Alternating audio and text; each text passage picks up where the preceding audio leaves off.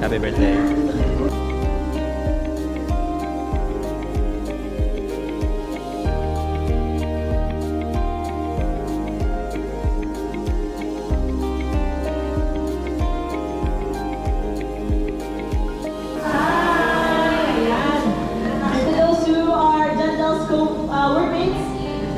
Workmates, right? Hey! From Swiss or from AMI? AMI, yes! Alright. What about family members? Woo! Family members. And raise your hands if you're hungry. Alright, well, we're gonna open in prayer, okay? Amen. Okay, so let's pray. Hallelujah, God, we thank you, Lord, for once again bringing us here together, oh God, to just celebrate life.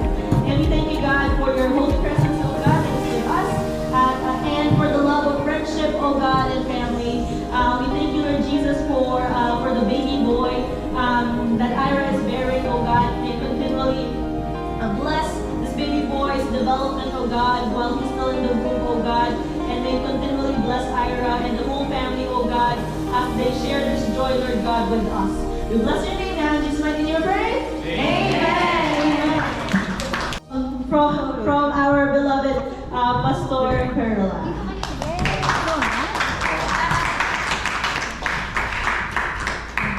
Amen. So as they said, it will be in me. Because God loves us so much. Amen.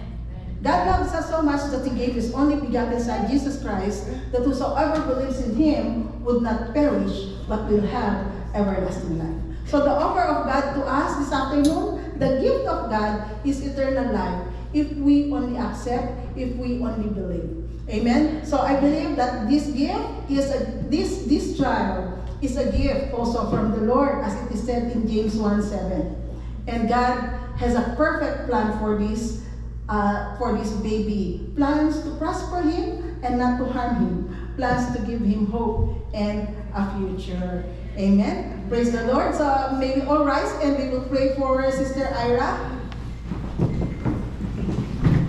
Amen. Let's pray for Sister Ira. For those who are, maybe just raise our, maybe just lift our hands towards her, and let us pray for her. Father, we thank you, Lord God. Indeed, Lord, that this baby, Father, we believe, Lord, is a gift from you, Lord God. And if it is a gift, it is perfect, Father God. And Lord, even as Ira is waiting for the time for her to give birth to this baby, we pray, Lord, that you will just hold her hand, Panginoon. Hold her hand, that you will just see her through, Father. We claim your word, Lord, that she will be delivered from the pains of childbirth, Lord God. And we thank you that even as she is on the top, Father God, bringing this baby out, we pray that you will sustain her, give her the strength, Lord. Hold her hand, Father God, until such time, Lord, that we will also share their joy together with Jandel, Lord God, for this new life, Lord God, that you are giving them as an addition to this family.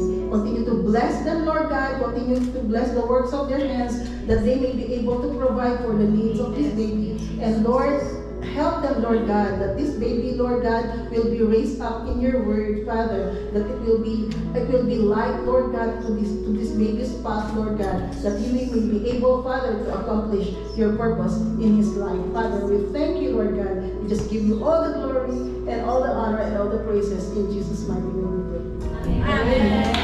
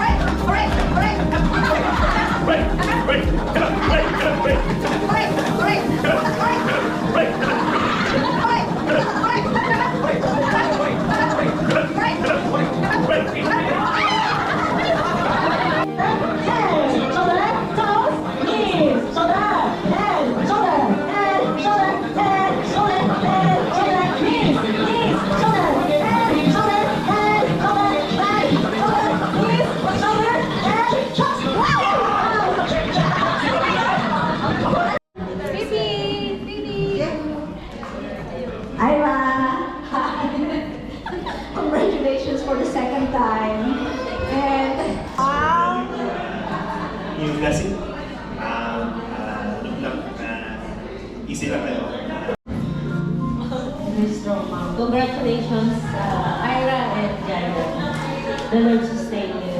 The Lord never leave you or forsake you in the time you deliver your baby. Very good health and strength sa delivery. And God is always there to guide you. So thank you. Yay! Congratulations. Having two little ones is very difficult. Buti kung nasa Pilipinas ka lang, pwede mong ipahiram sa kapitbahay, but it's not. So, you also have to take care of yourself. Good afternoon. Salamat ka sa Panginoon kasi maraming nag-asawa ngayon na walang pag-anak. No? Kasi mahal kayo ng Panginoong Diyos at yung anak niyo lalaki at babae pa. God bless at mahalin mo sila.